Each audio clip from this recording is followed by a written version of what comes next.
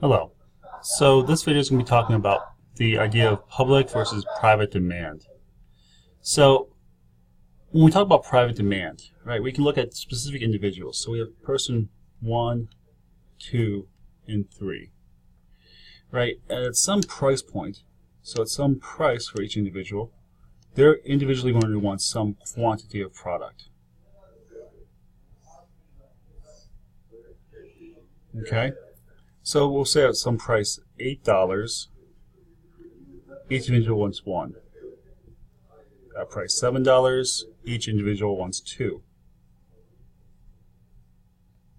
At price $6, each individual wants 3.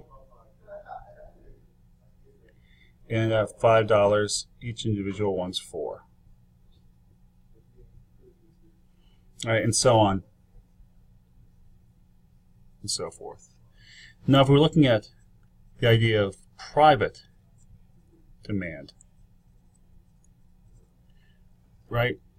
So this is what we call horizontal demand. So at $8, right, the total quantity demanded for all private individuals, 1, 2, 3, is 3, right? So this is the quantity demanded, and this is the price. At $7, right, we have 2, 2, and 2, which is 6. At $6, it's 9. At $5, it's 12. Right? So this is the idea of doing private demand. Now, when we look at public demand,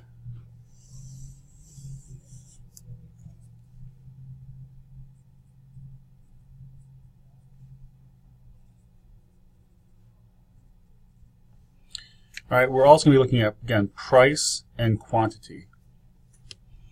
So generally what we say is for some quantity, at what price point can we provide that, right? Or we derive the collective demand schedule on the assumption that the good is we derive the collective demand schedule on the assumption that the good is a public good, right? To accomplish this, we use the idea of vertical summation. That is, we fix quantity and add the price or willingness to pay for the individuals for that price or for that quantity. Okay? The idea here is that individuals or society can pool resources to purchase a given quantity because this good will be shared or will be a public good. So to purchase one good, right, the collective group can pool their money together. So for one good for individual 1, they're willing to spend $8. For one good of individual 2, they're willing to spend $8. For one good of individual 3, they're willing to spend $8. So if they pool their resources together to buy one good, 8 plus 8 plus 8 is equal to $24. Now if they're trying to buy 2 goods, individual 1 is willing to spend $7 each to buy 2 goods. Individual 2, $7 each to buy 2 goods. Individual 3, $7 each to buy 2 goods. For them, the total pool of money available to buy 2 goods is then $21. The problem is that you might get tripped up on the idea then that some of these numbers might be slightly different. Okay, so if we have, again, 8, 7, 6, and 5. And we'll say individual 1's demand is the same. Individual 2 has a slightly different demand curve. Individual 3, again, is slightly different. So here, the public demand for one item. Well, individual 1's willing to spend $8. Individuals 2 only willing to spend 6. Individual 3 is only willing to spend 7. So in this instance, 8 plus 6 plus 7 is equal to 21. For a quantity of 2, individual 1 is willing to spend $7. Individuals 2 only willing to spend $5. Individual 3 is willing to spend $6. So again, the summation for this, 7 plus 5 is 12, plus 6 is 18.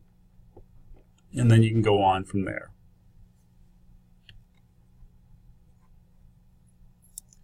So here's another example looking at public goods and public demand. So again, we have three individuals that have individual demand curves, and now we're trying to determine what the pool of money is for a public good. So for a quantity of 1, right, we have 8, 5, and 8. That's equal to $21. For a quantity of 2, we have 7, 4, and 7, which is worth $18. At 3, we have 6, 3, and 6, which is a total of $15, and so on. So 15, 12, 9, 6, 4, and 2. Now, the question can arise saying, let's use a public demand schedule, right, and a following supply schedule, which we can determine, to ascertain the optimal quantity of a good. So we use a different type of scheduling here. Okay, so we have our public demand, and then we're going to create a supply schedule. Okay, so this is our public good demand, and we're going to create a supply schedule.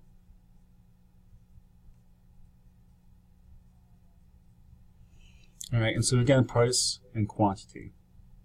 So a price of $22, right, when the quantity supply is 10, $21, 8, $20, 6, $19, 4, $18 will provide 2, and then $17 will provide 0.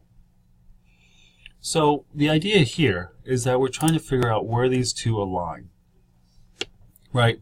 The optimal quantity can be found by finding the price where the willingness to pay equals the price required by the firm to supply that last unit.